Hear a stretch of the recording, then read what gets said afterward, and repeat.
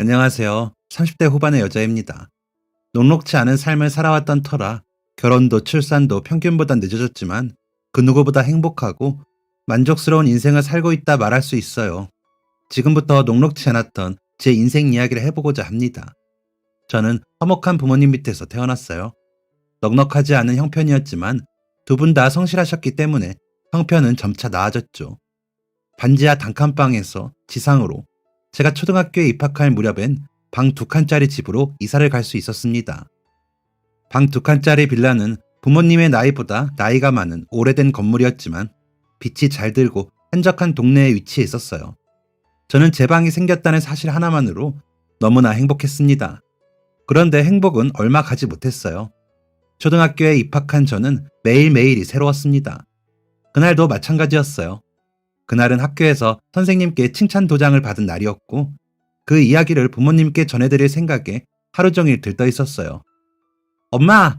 라고 외치며 집문을 열었는데 평소라면 반갑게 저를 맞이해줘야 할 어머니가 보이지 않았습니다. 이상함을 느끼며 문 앞에 덜렁 서 있는데 그와 동시에 옆집 문이 열렸어요. 옆집 아주머니는 상아야, 이리 들어와!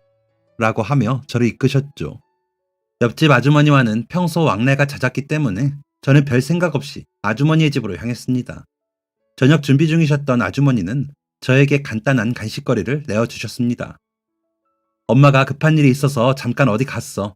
아줌마한테 상아 저녁 부탁했으니까 오늘은 여기서 저녁 먹으면 돼. 그럼 우리 엄마는 언제 와요? 글쎄, 저녁만 부탁한다고 했으니 저녁 먹고 나면 오지 않을까? 저는 얌전히 아주머니 댁에서 저녁을 먹었습니다. 비슷한 또래인 아주머니의 딸과 장난감을 가지고 놀기도 했죠. 하지만 어머니는 여전히 감감무소식이었습니다. 저는 옆집 언니와 함께 숙제도 마쳤고 아주머니가 내어주신 과일도 맛있게 먹었습니다. 하지만 여전히 어머니는 오지 않으셨어요. 거실로 나가니 아주머니가 전화를 하고 계시더군요. 아, 그랬구나. 일단 알겠어. 애한테는 별말 안 하고 있으니까 좀 정리되면 와. 저희 어머니와 통화를 하는 게 분명했죠. 아줌마, 엄마 언제 온대요? 아주머니는 제 물음에 살짝 흠칫하시더니 곧 이렇게 대답하셨습니다. 엄마가 오늘은 집에 못 들어올 것 같다네. 오늘은 아줌마 집에서 자야겠다. 집 가서 잠옷이랑 칫솔 챙겨올래? 엄마가 집에 들어오지 않은 적은 한 번도 없었기 때문에 저는 또다시 물었습니다. 엄마가 안 들어오면 아빠는요? 아빠도 이제 들어올 시간인데. 당시 시간은 아버지의 평소 귀가 시간을 훌쩍 넘긴 시간이었습니다. 물론 일을 하다 가끔 늦게 들어오시는 경우가 있었지만 그래도 아버지는 언제나 집에서 잠을 청하셨습니다. 그래서 아주머니의 집에서 잠을 자야 하는 게 이해되지 않았어요. 어머니가 없다면 아버지랑 자면 되니까요. 아버지에 대한 질문을 하자 아주머니는 훨씬 놀란 기색이었습니다. 순박한 인상의 아주머니는 말을 더듬으며 조심스럽게 말씀을 이어가셨어요. 아버지도 같이 일이 있으셔서 두 분 다 오늘 못 들어오신대. 얼른 가서 잠옷이랑 칫솔 챙겨오자. 열쇠는 가지고 있지? 저는 두 분에게 무슨 일이 있는지 궁금하긴 했지만 더 묻진 않았습니다. 당시 제 나이는 겨우 8살이었으니까요. 아주머니가 그렇게 말씀하셨으면 그럴 만한 일이 있겠지 생각했죠. 다음날 학교에 갔다 귀가하니 집에는 어머니가 계셨습니다. 저는 허리춤에 손을 올린 채 쿵쿵 소리를 내며 어머니 앞으로 걸어갔어요. 엄마, 어디 갔다 이제 와? 아빠는 어디 갔어? 어머니는 푹 숙이고 있던 고개를 들어 저를 바라보셨습니다. 어딘가 초췌해 보이는 어머니의 얼굴은 8살짜리 아이도 흠칫 놀라게 했죠. 어머니와 아버지가 동시에 하룻밤을 비워야 했던 이유, 어머니가 하룻밤 사이에 초췌한 얼굴이 되었던 이유는 얼마 후 알게 되었습니다. 늘 다정하셨던 저의 아버지는 반나절 만에 혼수 상태에 빠지셨습니다. 횡단보도를 건너던 중 차량에 치였기 때문이었죠. 졸음 운전을 하는 배송 차량에 치여 수십 미터를 끌려가셨다고 해요. 병원에서는 숨이 붙어 있는 게 기적이라고 했습니다. 그 정도로 부상이 심했어요. 병원에서는 아버지가 금방 숨을 거둘 거라고 예상했지만 아버지는 무려 3년 동안 살아계셨습니다. 그 3년 동안 저와 어머니는 모든 것에 희망을 걸었어요. 어머니는 아버지가 눈을 뜨실 거라는 믿음 하나만으로 일을 그만둔 채 간호에 매진하셨습니다. 간호인을 따로 쓰기엔 형편이 넉넉하지 않았거든요. 배송 차량 기사도 형편이 좋지 않아 보상금을 받을 수도 없었습니다. 결국 어머니는 아버지를 간호하기 위해 평생 동안 노력해서 마련한 집을 팔아야만 했어요. 집을 팔고 돌아오던 그날 어머니의 표정은 너무나 참담했습니다. 저는 그날 어머니를 보며 이날을 잊지 말아야겠다 다짐했지만 너무나 어렸던 저에게 기억이란 쉽게 휘발되는 것이었어요. 기억은 쉽게 잊히고 쉽게 가공되기 마련이죠. 아버지가 3년의 병원 생활 끝에 결국 세상을 떠나신 날, 어머니는 의외로 담담하셨습니다. 어머니는 아버지의 장례가 끝나자마자 다시 일을 시작하셨어요. 3년간의 간호 끝에 남은 것은 빚뿐이었기 때문이었죠. 아버지의 병원비, 아버지의 작은 가게를 위해 받았던 대출금과 그 이자, 어머니는 벼랑 끝에 서 계셨습니다. 어머니가 가장 먼저 하신 일은 공사장에서 시멘트를 나르고 개는 일이었어요. 당시 여자가 할 수 있는 일 중 가장 시급을 높게 쳐주는 일이었습니다. 시급이 높은 만큼 일의 강도는 만만치 않았어요. 남성 위주로 돌아가는 현장에서 어머니는 화장실조차 제대로 갈 수 없었습니다. 화장실을 제때 가지 못해 혹사당한 어머니의 방광은 여전히 좋지 않습니다. 어머니는 해가 떠 있는 동안은 현장에서 일을 하셨고 해가 지면 모두가 퇴근한 빈 건물의 청소 일을 하셨죠. 어머니의 손은 항상 부르터 있었습니다.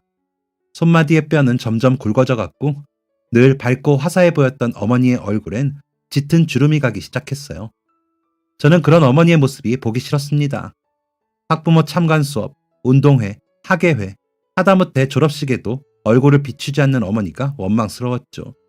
용돈이 부족하진 않냐며 가슴팍에서 꼬깃꼬깃한 쌈짓돈을 꺼내 쥐어주시는 것도 싫었습니다. 사춘기에 접어들 무렵에는 어머니가 공사장에서 옮기던 벽돌을 떨어뜨려 발등에 실금이 간 적이 있었어요. 어머니는 발에 붕대를 칭칭 감은 상태에서도 일을 하러 집을 나서셨습니다. 저는 그런 어머니의 손을 붙잡고 이렇게까지 해서 살아야 돼? 좀 쉬어! 라고 소리쳤고 어머니는 그런 제 손을 가볍게 떨어뜨리며 대답하셨습니다. 빚 갚아야지. 빚, 그놈의 빚. 여전히 말만 들어도 몸서리가 쳐지는 그 단어는 제 청소년 시절 우울의 원인이었어요. 저는 가게에 조금이라도 도움이 되고자 매일 걸어서 등하교를 했습니다.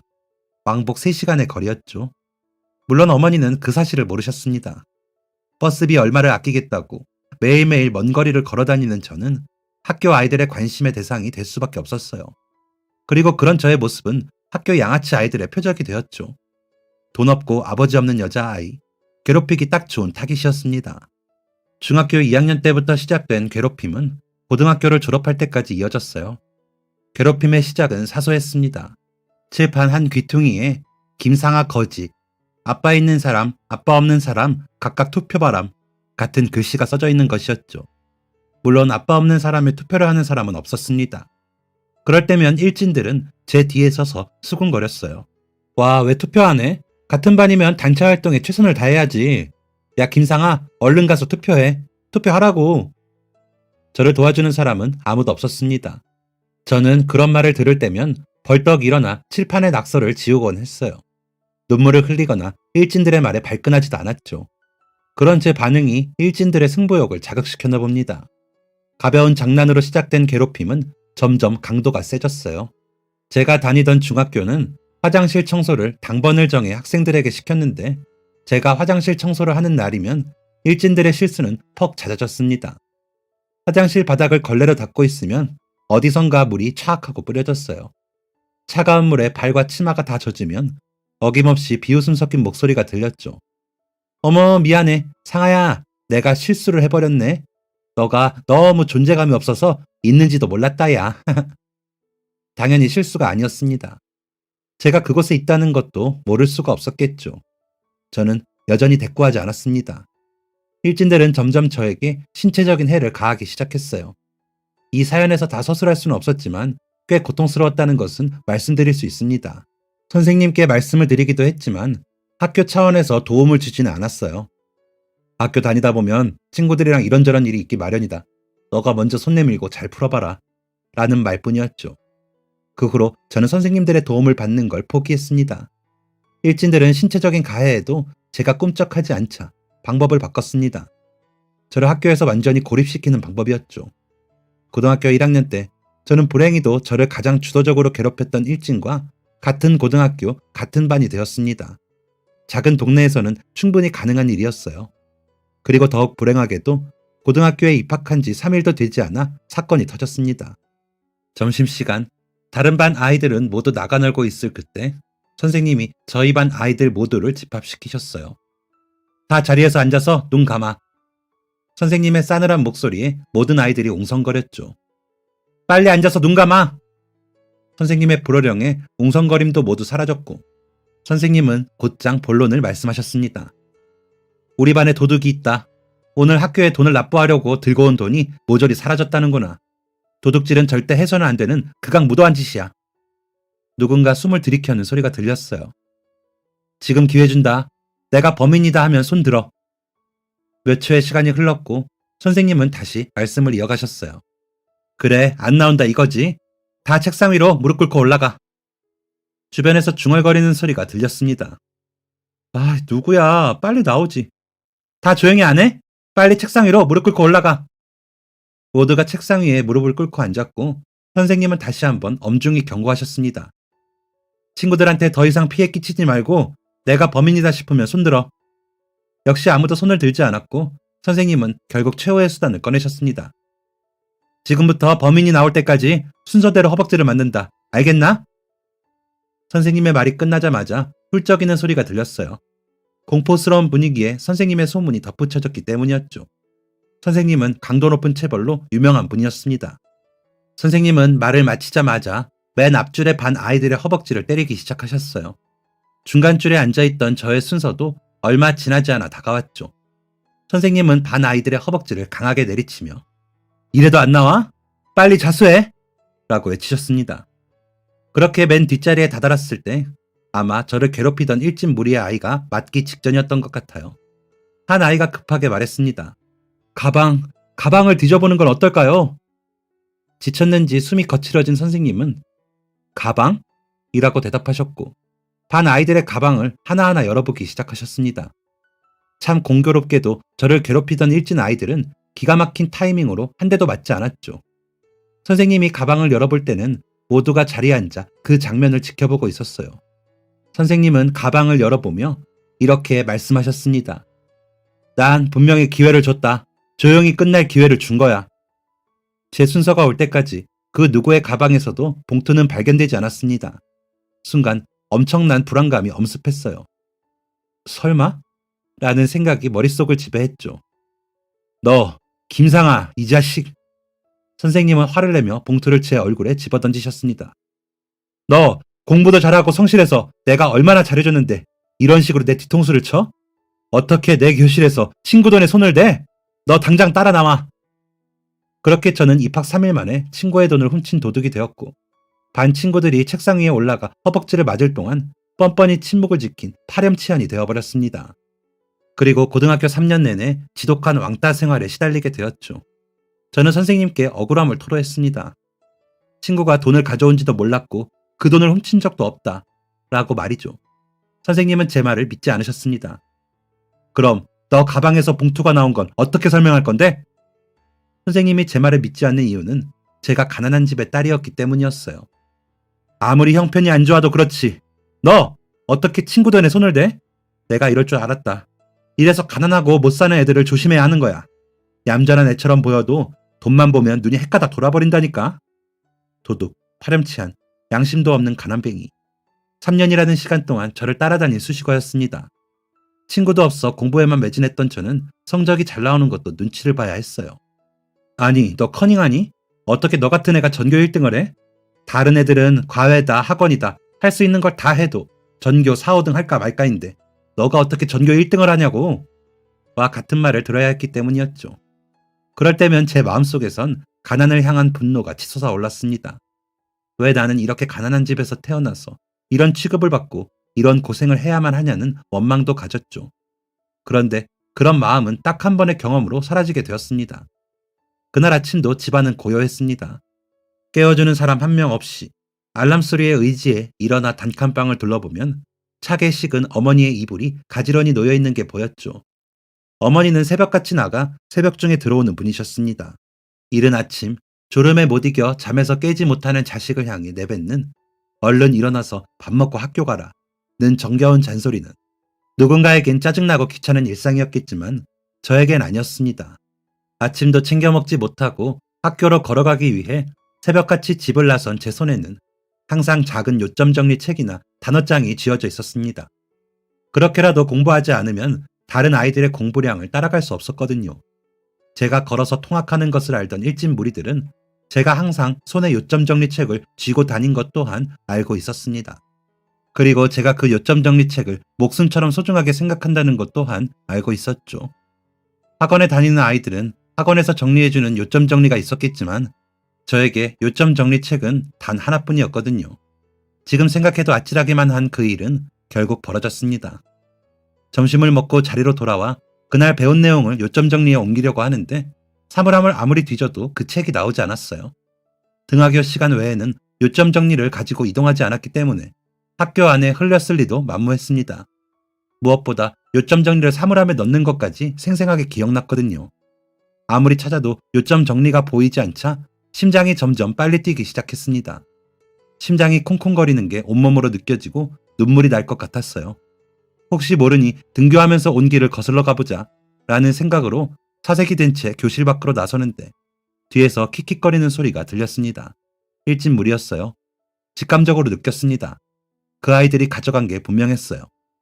한 번도 괴롭힘에 응한 적 없었던 저의 인내심에도 한계가 다다랐습니다.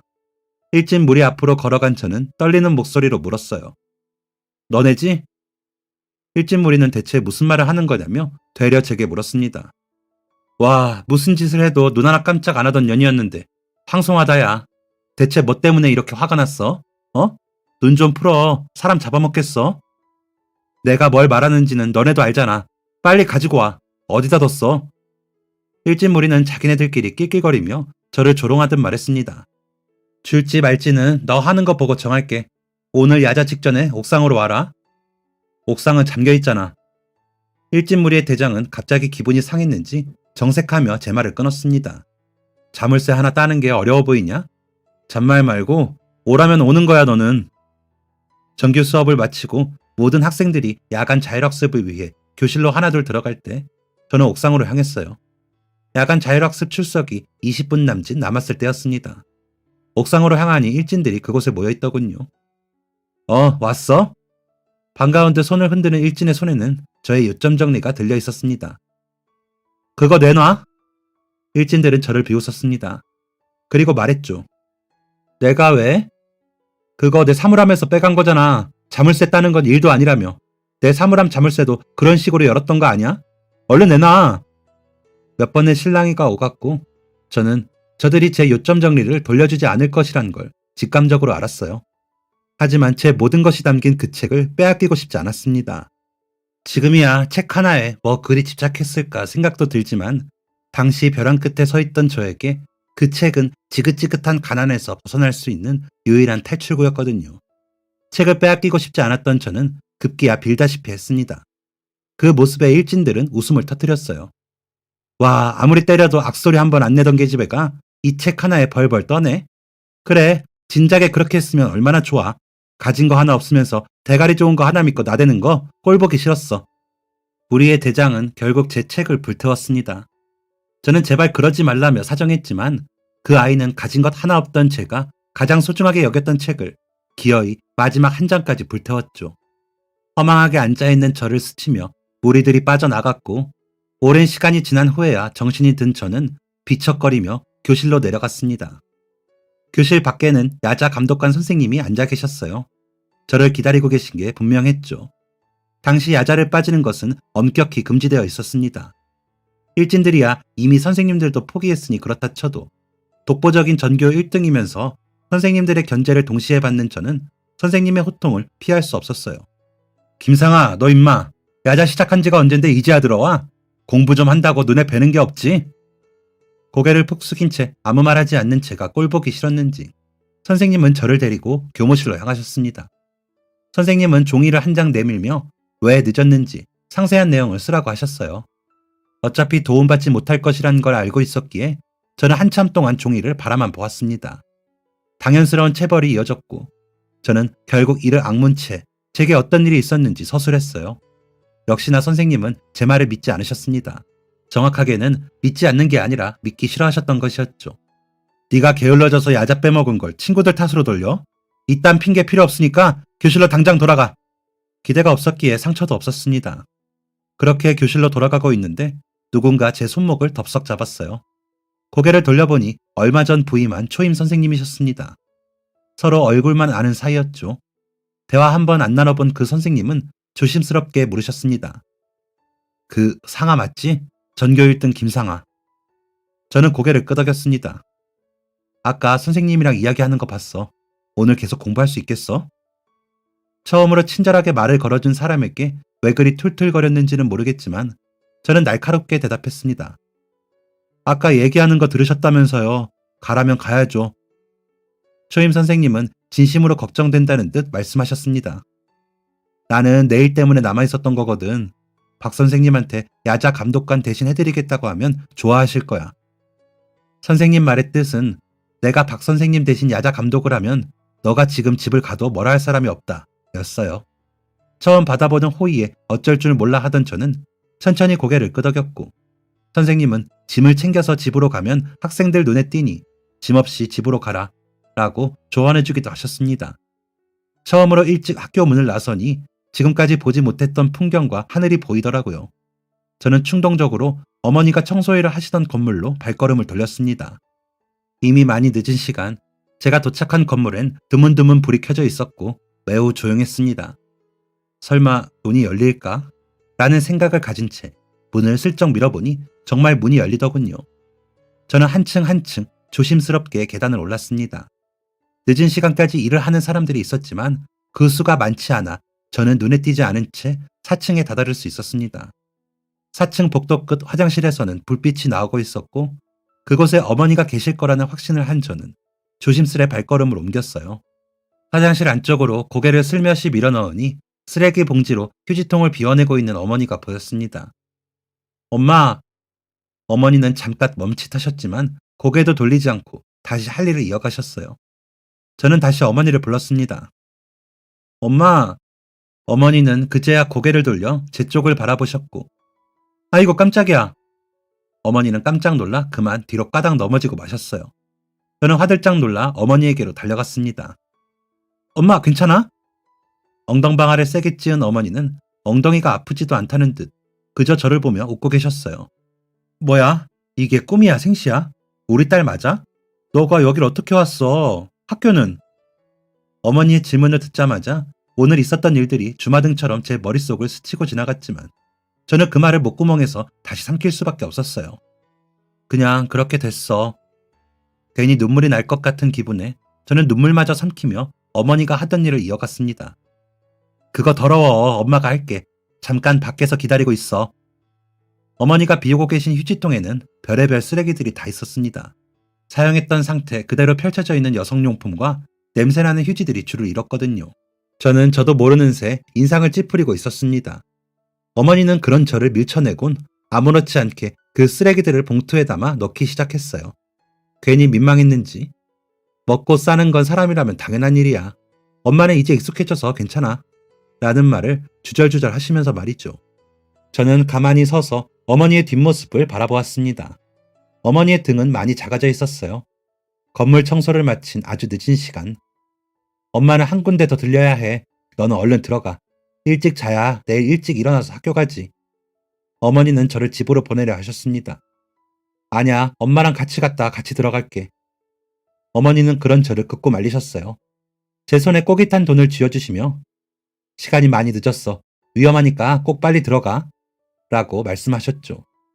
제 손에 닿은 어머니의 손은 많이 달아 있었습니다. 방금 닿은 어머니의 거친 손. 아까 보았던 작은 어머니의 뒷모습은 그동안 느끼지 못했던 어머니의 삶의 무게를 알게 하기에 충분했습니다. 다른 곳으로 이동하기 위해 바쁘게 발걸음을 옮기는 어머니를 뒤로하고 집으로 향하는데 왜 그리 눈물이 났는지 모르겠어요. 연신 흘러나오는 눈물을 닦고 새어나오는 울음소리를 속으로 삼키며 저는 다짐했습니다. 꼭 성공하겠다고. 성공해서 그만한 영향력과 힘을 갖되 그 힘을 올바른 방법으로 사용하겠다고. 부모 잘 만나서 가진 게 좀 더 많다는 이유로 나를 괴롭히고 무시하는 양아치들과는 분명 다르게 힘을 사용하겠다고 그렇게 다짐했죠. 그날부로 저는 더더욱 독해졌습니다. 다음날 학교에 도착하니 웬일로 양아치들이 일찍 교실에 앉아있더군요. 저를 조롱하기 위해서였죠. 어제 그런 일을 겪었으니 당황할 법도 한데 제 마음에서는 이런 생각이 들었습니다. 쟤네도 정말 열심히 산다. 나를 괴롭히려고 내가 고통스러워하는 모습을 보려고 이렇게 아침 일찍 학교에 와서 진을 치고 있다니. 양아치들이 노력하는 만큼 공부하면 제가 원하는 목표를 이룰 수 있을 것 같더라고요. 그날 이후로 저는 독하게 공부했습니다. 그렇게 1학년을 마치고 2학년, 3학년을 지날 때까지 괴롭힘이 없었던 적은 단 한 번도 없었지만 저는 계속해서 공부했습니다. 한 가지 다행인 점은 그런 상황에서도 저를 도와준 손길이 있었다는 거였어요. 1학년 옥상에서 일이 있었던 그날 야자를 몰래 빼줬던 선생님은 저에게 문제집을 주기도 하셨습니다.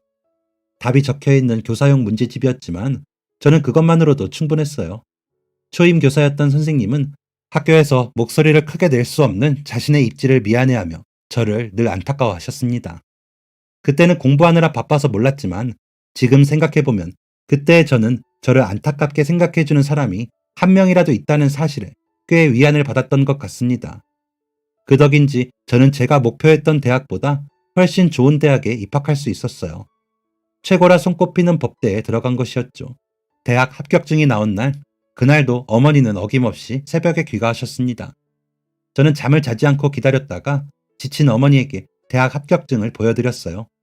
떠듬떠듬 글을 읽으시던 어머니는 저를 꽉 끌어안고 그렇게 한참을 눈물 흘리셨습니다. 대학교에 들어가게 된 것은 매우 다행이었지만 한 가지 문제가 있었어요. 제가 전액 장학생이 아니었다는 사실이었죠. 가장 좋은 대학에서는 1학년 장학금만 지원이 가능했고 2순위 대학에서는 4년 장학생으로 입학할 수 있었습니다. 저는 당연히 2순위 대학을 선택하려고 했어요. 하지만 어머니는 절대 그런 일이 있어서는 안 된다며 돈 때문에 내 자식이 부족한 선택을 할 수는 없다며 저를 1순위 대학으로 입학시키셨습니다. 저는 그런 어머니께 감사한 마음을 가지며 정말 열심히 공부했어요. 학업과 아르바이트를 병행하며 생활비를 충당했죠. 하지만 한 가지 문제가 있었습니다. 전국의 수재란 수재는 다 모이는 곳에서 학업과 아르바이트를 병행한다는 것은 성적을 포기한다는 것과 마찬가지였어요.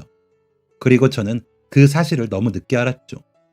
저는 1년 동안 학업과 아르바이트를 병행함으로 인해 1학년 동안 생활비를 스스로 충당했지만 2학년 전액 장학금에는 실패했습니다. 전액 장학금이 나오지 않았다는 것을 알게 된 순간 바로 든 생각은 휴학이었어요. 저는 휴학 신청을 하기 위해 교수님에게 찾아갔습니다. 평소 엄한 것으로 소문난 교수님의 사무실 앞에서 심호흡을 한 뒤 문을 두드렸습니다. 들어오세요. 묵직하고 중후한 음성에 침을 꿀꺽 삼킨 후 문을 여니 자리에 앉아 서류를 넘기고 계시는 교수님이 보였습니다. 김상하 학우가 웬일인가? 저를 자리에 안내한 교수님은 차를 한 잔 내어주시며 방문 목적을 물으셨고 저는 조용히 휴학 신청서를 내밀었습니다.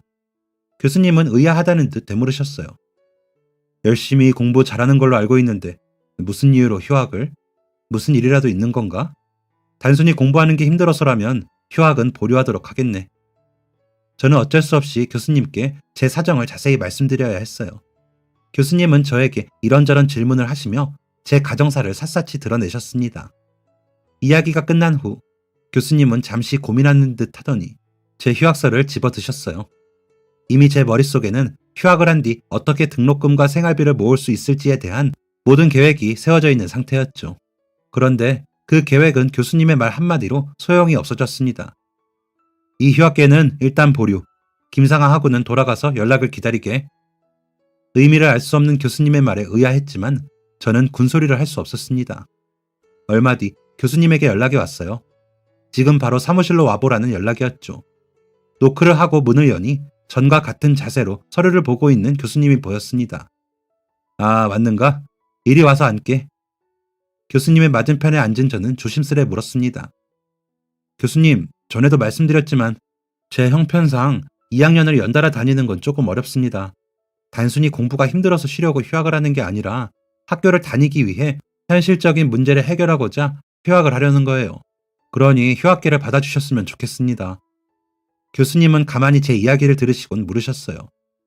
공부는 쭉 이어서 하는 게 좋다는 건 상하하고도 알지? 네, 알고 있습니다.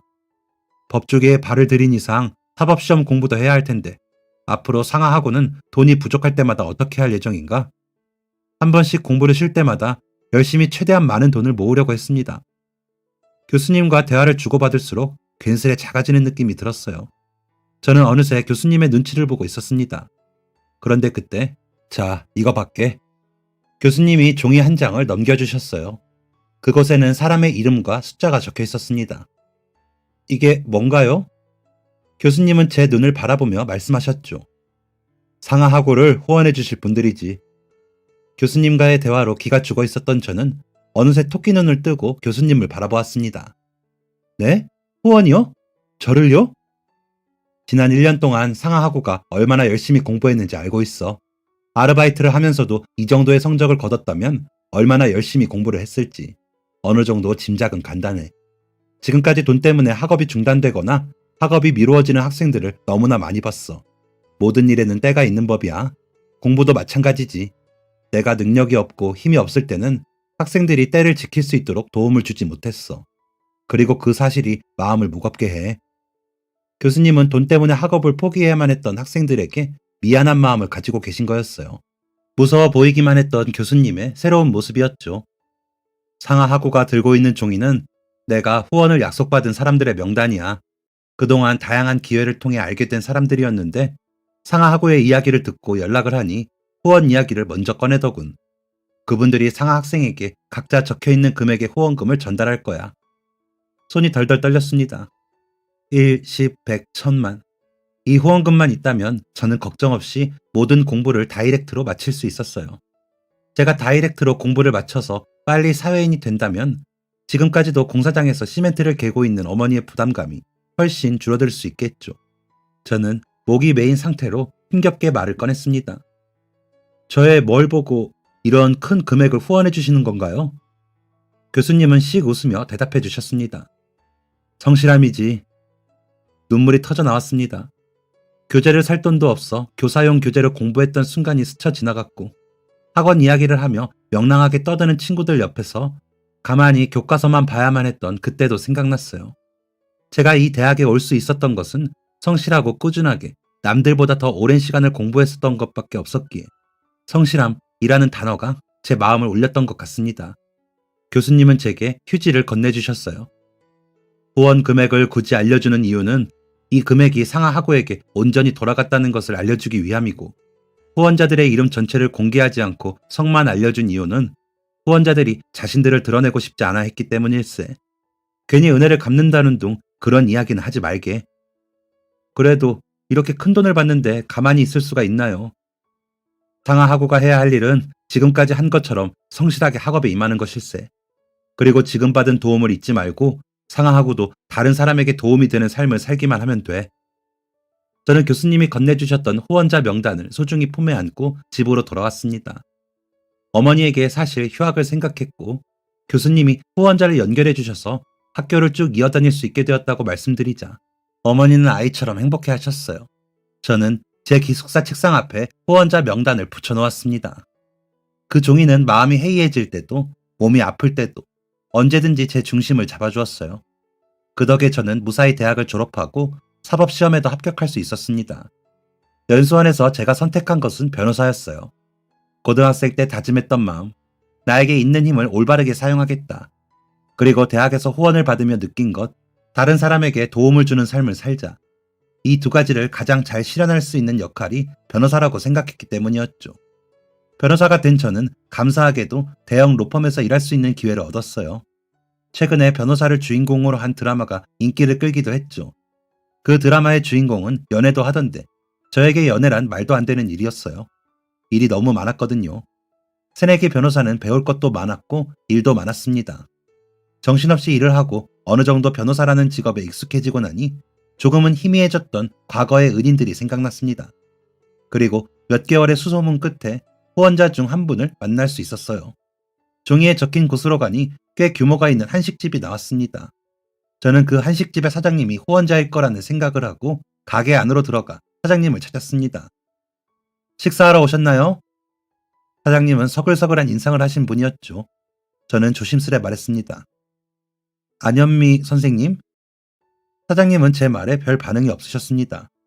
오히려 고개를 갸웃하시고는 안현미? 현미 씨를 왜 찾지? 잠시만 기다려주세요. 현미 씨! 자신이 안현미가 아니라며 진짜 안현미 씨를 찾으러 가셨죠. 당황했습니다. 사장님이 후원자가 아니라면 대체 누가 후원자인가 싶었던 거죠. 사장님의 부름에 응답한 진짜 안현미 씨는 사장님보다 조금 나이가 들어 보이는 키가 작고 선한 인상의 아주머니였습니다. 제가 안현미인데 절 찾으셨다고요? 솔직히 당황했어요. 후원자라고 생각하면 자연스럽게 떠오르는 이미지가 그분에게는 없었거든요. 저는 당황한 마음을 애써 감추고 명함을 내밀며 자기소개를 했습니다. 저는 김상아라고 합니다. 안현미 선생님 맞으시다고요? 아, 네. 제가 안현미입니다. 그런데 변호사님이 저를 무슨 일로 찾으셨나요? 후원자라면 자신이 후원했던 사람의 이름 정도는 기억하고 있을 거라는 생각을 했기 때문에 저에게는 확인이 필요했어요. 혹시 S대 법대에 다니던 학생을 후원해 주신 적 있나요? 단도직입적인 질문이었지만 안현미 씨는 당황하지 않았습니다. 아, 네. S대는 딱 한 번 후원했던 터라 기억합니다. 그분은 제 후원자가 맞았어요. 제가 바로 선생님이 후원하셨던 학생입니다. 그분은 너무나 놀라며 좋아하셨어요. 어머, 변호사 되신 거예요? 너무 수고했네요. 고생 많았죠? 제가 변호사가 된 것을 마치 자신의 경사인 양 즐거워하시는 모습을 보는데 괜히 마음 한구석이 시큰했습니다. 저는 후원자님이 일을 마치실 때까지 기다렸다가 오랜 시간 동안 이야기를 나눴어요. 후원자님은 결코 넉넉한 사정이 아니었습니다. 일찍 사별한 남편과 낳은 아들을 홀로 키워왔는데 그 아들이 대학에서 사고로 생을 마감하자 아들 또래의 학생들이 꿈을 이룰 수 있도록 도움을 주기 시작했다고 했죠. 누군가를 돕는 일은 그만큼 여유가 있는 사람이어야 한다는 저의 편협한 생각은 거기서 깨졌습니다. 저는 그분에게 어떤 식이든 보답을 하고 싶었어요. 하지만 후원자님은 저의 그런 보답을 원치 않으셨습니다. 하지만 저도 쉽게 마음을 꺾지는 않았어요. 그러자 후원자님은 굉장히 단호한 태도로 이렇게 대답하셨습니다. 제가 만약에 변호사님께 보답을 받는다면 그게 어떤 모양이든 저는 부끄러울 거예요. 도와주신 것에 대한 보답을 갚는데 뭐가 부끄럽다는 건가요? 아직 초보 변호사이긴 하지만 연차도 어느 정도 쌓였습니다. 너무 부담 가지실 것 없어요. 후원자님은 고개를 저으며 대답하셨습니다. 아니요. 보답을 받게 되면 제가 그 보답을 바라고 후원을 한 것 같잖아요. 저는 보답을 바라고 후원한 게 아닙니다. 제 목적은 후원 그 자체였어요. 저는 제 목적을 이뤘습니다. 변호사님이 변호사가 된 것은 감사할 일인 것 뿐이고요. 할 말이 없었습니다. 후원자님의 말에는 논리적으로도 틀린 바가 없었어요. 저는 보답을 극구 거절하시는 후원자님에게 진심으로 감사 인사를 드린 후 집으로 돌아왔습니다. 집에는 어머니가 계셨어요. 중요한 분 만나러 간다고 하지 않았어? 표정이 왜 그래? 무슨 일 있었니 우리 딸? 저는 시무룩한 채 고개를 저으며 방으로 들어갔죠. 그렇게 꽤 오랜 동안 고민을 이어갔던 것 같습니다. 그리고 그 고민의 결론이 난 날, 저는 잘 다니던 대형 로펌에 사표를 내고 개인 사무실을 차렸어요. 물론 첫 시작은 쉽지 않았습니다. 그 좋은 로펌을 때려치고 나왔다며 모두가 비웃었죠. 당시에 저는 제 선택을 후회하기도 했습니다. 하지만 지금의 저는 과거의 제 선택에 전혀 후회가 없습니다. 왜냐하면 저는 개인 변호사 사무실을 통해 남에게 도움이 되는 삶을 살고 있기 때문이죠. 제 입으로 이런 말 하기는 조금 부끄럽지만 저는 꽤 높은 페이를 받는 변호사 중 한 명입니다. 하지만 모든 사람에게 같은 돈을 받는 건 아니에요. 형편이 넉넉한 의뢰인이나 기업 간의 분쟁을 다퉈야 할 때는 높은 금액을 받지만 억울한 상황에 처해 있음에도 불구하고 적절한 도움을 받지 못하는 형편이 어려운 의뢰인들에게는 무상으로 도움을 주고 있죠. 억울함을 호소하시던 분들이 한결 편안한 얼굴로 이제야 두 다리 뻗고 잘 수 있겠다는 말을 하시는 걸 듣다 보면 이 길을 가길 잘했다고, 그 고생을 하면서도 버티길 잘했다는 생각이 들곤 합니다. 제가 왜 이런 삶을 살고 있느냐고요? 그 이유는 제가 유일하게 정체를 밝힐 수 있었던 안현미 후원자님의 말에서 찾을 수 있습니다. 제 목적은 후원 그 자체였어요. 저는 제 목적을 이뤘습니다. 변호사님이 변호사가 된 것은 감사할 일인 것 뿐이고요. 저는 이 말을 통해 누군가를 돕는 사람의 목적은 돕는 것 자체가 되어야 한다는 것이지, 돕는 것 이후에 무언가를 바라면 안 된다는 걸 깨달았습니다. 그리고 이것을 깨닫게 되니 다른 사람을 돕는 데 용기가 생기더군요. 저는 돕는 것, 그것에만 집중하면 되는 거였으니까요. 그래서 저는 제가 할 수 있는 최선을 다해 도움이 필요한 이들에게 따뜻한 손길을 내밀려 합니다. 한 번은 동창회에 갔어요. 저를 괴롭혔던 일진 무리들 중 여럿도 그 자리에 참석했죠. 저에게 경멸의 시선을 보냈던 그 아이들은 이제 절 경외의 눈빛으로 바라봅니다. 괜찮은 동료 없냐부터 시작해서 여러 가지 법적 자문을 구하고는 하죠. 저는 그 아이들을 매몰차게 대하지 않습니다. 도움을 줄 수 있는 부분은 도움을 주거나 직원을 통해 연락을 하기도 해요. 물론 일에 지장이 안 가는 선에서요. 어떻게 자기를 괴롭혔던 사람들을 그렇게 대할 수 있느냐 라고 답답해하는 분들도 계시겠지만 이건 제가 이기는 방법입니다. 나에게 있는 힘을 올바르게 사용하기. 이것은 제 인생의 목표였으니까요. 저의 어머니는 슬프게도 여전히 일을 하고 계십니다. 예전처럼 힘들게 몸을 쓰는 일은 아니지만 제가 개업해드린 식당을 운영하고 계세요. 하루가 멀다 하고 어머니에게 이제는 여행도 다니고 쇼핑도 하고 딸 돈 좀 써라 라고 말하지만 그럴 때면 어머니는 늘 이렇게 대답하십니다. 평생 동안 일했던 사람이 갑자기 놀고 먹으면 병 생겨. 나는 어쨌든 밖에 나가서 일하고 사람들 만나는 게 좋아. 하지만 어머니의 말은 다 핑계입니다. 어머니는 모르시겠지만 저는 다 알고 있어요. 어머니가 형편이 어려운 아이들을 데려다가 무상으로 밥을 먹이고 주기별로 아이들 집에 반찬을 보낸다는 걸요. 그리고 그 봉사를 이어가기 위해 식당 일을 놓지 못하고 계신다는 사실을요. 저는 이런 어머니를 존경합니다. 또 가난 속에서도 부끄러운 인간이 되지 않기 위해 떳떳이 성실하게 정직하게 살아가는 모든 사람들을 존경합니다. 마지막으로 제가 한 인간으로서 제 몫을 다할 수 있도록 선뜻 도움의 손길을 내밀어준 4명의 은인들께 감사합니다. 제 이야기는 여기까지입니다. 지금까지 제 이야기를 들어주셔서 감사해요. 모두 행복하세요. 지금까지 사연 들어주셔서 감사합니다. 사연이 재밌으셨다면 구독과 좋아요를 눌러주세요. 감사합니다. 안녕히 계세요.